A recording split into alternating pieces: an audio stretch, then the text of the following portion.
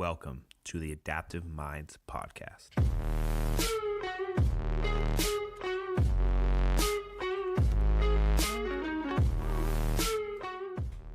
What's going on, guys, and welcome back to another episode of the Adaptive Minds podcast. And today I am talking a little recap of UFC 229, which I'm sure everyone's been talking about. It's been pretty hot in the news from some of the things that happened after the fight, during the fight. It was all just a bunch of crazy stuff going on. But I'm going to talk about the last three fights of the card.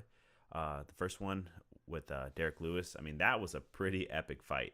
From watching it, I was like, he's in trouble. He definitely needs to hit this haymaker in order to win this fight, because the other guy was just whooping his ass. And what do you know? The last few seconds of the final round, cling, boom, completely drops him. And that was insane. And that's the kind of stuff I like to see with the heavyweights. That's exactly what I expect. I like this super power punch, just change the whole face of the game, face of that match with one single punch. And damn, that shit was interesting.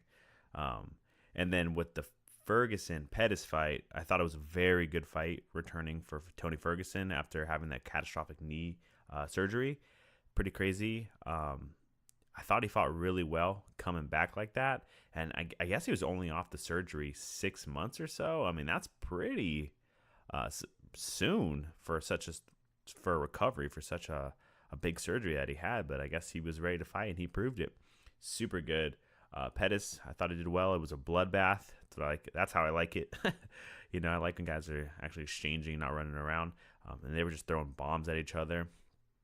Ferguson with some slashing elbows, just splitting Pettis' upper eyebrow open. And that was pretty intense. Super good fights. On the last podcast, I talked about how excited I was for this main event for Conor and Khabib. I was freaking stoked. Been waiting for it since after he beat Alvarez. I heard about Khabib, started doing some research, and I said, you know what, this is going to be the fight that is going to just push Conor to his limits, because it's what he's not the worst at, but what he struggles with. So I knew this was going to be a super good fight. I was hoping Conor would win, but I only knew that he would win if it stayed standing. But I don't know. After watching the fight now, I have a different opinion. So I guess I'll just break the entire thing down from the beginning. So it was basically 4 rounds. Conor lost due to submission. Just like Nathan, just gives his back, and that was a little upsetting. But first round, I think, went pretty well. Conor did some takedown defense, landed a few little hits. Towards the end of the round, he got thrown down, but he was up against the cage, so he was able to maintain distance and kind of just weather the storm of Khabib's trying to tire him out. So I thought he did really well with that. Second round was very similar. Third round, I have not double checked, but I heard that Conor actually won that round. And that was a round where they were just throwing blows at each other. They were just standing up and just exchanging. And that caught me off guard, because I didn't think Khabib was going to actually do that. I thought Khabib was going to, just always go for the ground and pound. But I think he wanted to prove himself and say, hey, I can throw some blows too. And that's what he did. And it was pretty impressive. Khabib also caught Conor with this amazing overhead. I mean, insane. Like, it looked like Conor he dropped his hands, because I think he thought he was lunging for a single leg takedown, and cling caught him good. And that made me nervous. I was like, uh-oh. I don't think they prepared for Khabib to be able to throw some hands like that. I think they were mostly training takedown defense. And damn, was it a clean shot. Very respectable from Khabib. That dude is an animal.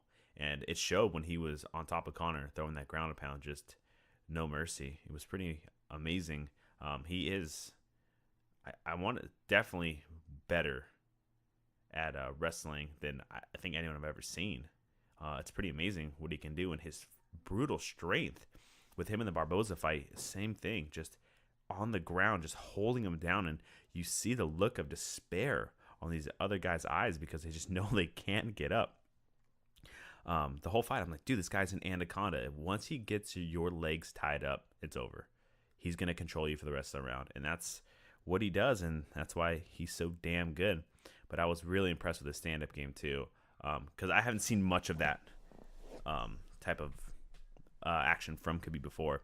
So to see that, and it was the perfect timing for it because, everyone talks about how Conor's such a good striker and things like that. So he just stood toe-to-toe, standing right in front of him. They're just exchanging blows. Conor had some very good punches too, but just not enough. And I thought it was so interesting to see Conor because it did not look like the Conor that fought Eddie Alvarez. No.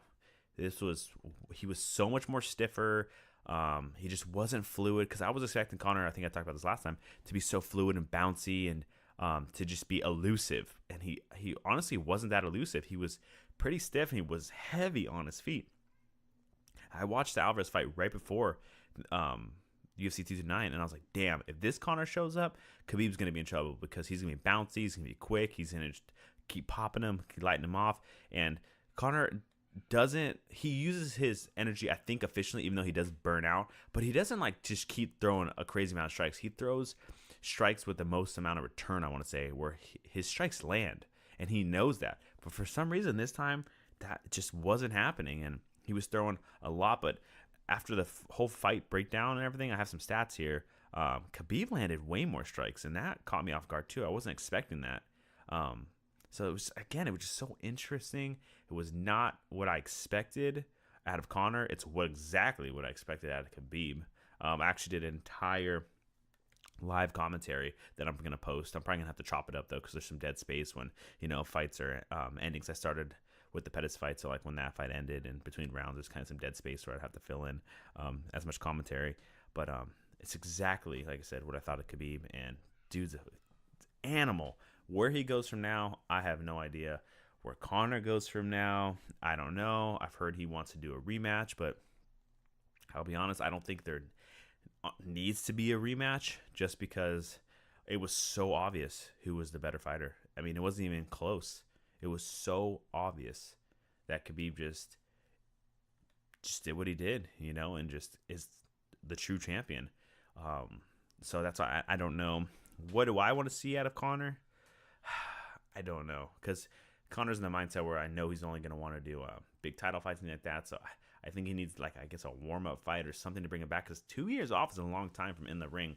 I know he fought Mayweather, and that was a little different, but still, I think it showed. I think ring rust was a big factor with this. So interesting, very different, not what I expected, but we'll see. I think I would like to see, again, I don't know. Is he done at 155? I don't know. I think he could be. Does he go down a weight class to 145 and fight, Max Holloway or whoever he beats? Does he do that? I mean, he has options, but what does he want to do? And that's what I don't know. I know he's going to want to rematch Khabib for sure, but I don't know. Is he going to fight DS3? I think that'd be super interesting. But at what weight class would that be at? Because rumor is Diaz would come down a little bit. So I don't know. That would be interesting. I've heard rumors of super fights with GSP would be kind of cool. I really don't know. Fight Tyrone Woodley. I mean, he has options, but I don't know. I think this really humbled him. And I think it's going to be interesting to see where he wants to go. Because now I think he's going to be a little more careful, because before he was like, I'll fight anyone, any weight class. I think he's going to be a little more selective with his fights now. I've also heard rumors that he's going to go fight Mayweather for a rematch in the octagon. Someone was talking about a hybrid fight where Conor's allowed to throw kicks, but I guess he didn't want to do that. But that would be interesting, because I know who would win with that fight. So, damn, I don't know what happens from here. I think he's going to take not a long time off, but I think it's going to be a decent amount of time before he hops back in the fight game, which kind of sucks because he's so fun to watch and his hype. And the trash talk went a little far this time. It was interesting, as we saw after. But after the fight, that's exactly what I thought was going to happen with Khabib again. And I think everyone kind of understood where Khabib was coming from so much hate and, just passionate about beating him and, shutting everyone up. And I wasn't surprised when he jumped the cage. I was surprised when his team jumped the cage in and started fighting Conor. I thought that was the interesting part. But, I mean, you can imagine how much shit Conor talked to Khabib, and him to just, put a smash down on him like that in front of everyone. He must have had so much emotion running through him, and that's what, caused him to do that. But his after the fight press conference, I thought he handled very well. I earned a lot of respect for him. I mean, I had respect for him for sure because I knew he was super good. But just the way he goes about it, very interesting. Interesting dude. Excited to see him fight again if he ever does, because I guess he got his visa revoked. He never got paid for the fight. They held his purse. They're still seeing what the hell the punishment is. So it's going to be interesting what happened. This whole thing could have been a little different if he just would have, accepted it, took the belt, been done. We would, we probably know what would happen. What the next fight would be. More rumors would be out. But now there's kind of a hold on thing, so it's going to be interesting. Would I want to see a rematch? Yeah, I probably would. I think Conor would need a decent amount of time because someone said that there's only 10 weeks that they actually announced the fight and then to prepare. So that's kind of interesting. It's kind of short. So maybe a little longer. What does he do though? Does he just train wrestling? There's so many open factors to this, so I really don't know. But let me go through some stats right here real quick. All right. So on significant strikes, Conor landed 34 to the head and Khabib landed 58. That's a huge difference. Conor had more body strikes with 16 compared to Khabib's 11. The strike percentage standing up, Conor obviously was a little better at 68 because he's a little more accurate. Khabib was only 34. Super interesting that Khabib landed way more head strikes than Conor because that's kind of opposite of what everyone expected with that. So I don't know. I think Khabib really brought his game and showed everyone what the hell is up with this, and showed that I really think he showed he's so much more dynamic than everyone thinks. Oh, he's just a wrestler, jiu-jitsu grappler. But with him standing face to face and just throwing blows at Conor, I think really changed a lot of people's perspective of him. So that's gonna be interesting to see what the hell happens next. So damn, was I excited for that fight. I wasn't let down, but it was interesting. Just put it that way. We'll see what happens from here. All right, got some fun things coming up. I think we're leaving this weekend. We're going to be out of town. We'll be at our lake house. Kind of cool. We're going for the week. And like I said, quick Friday through Sunday. Maybe record a podcast up there. We'll see what happens.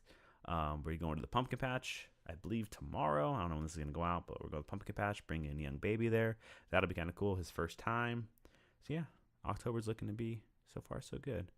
So thank you guys so much for tuning in to the Adapt the Minds podcast, and we'll talk to you guys soon.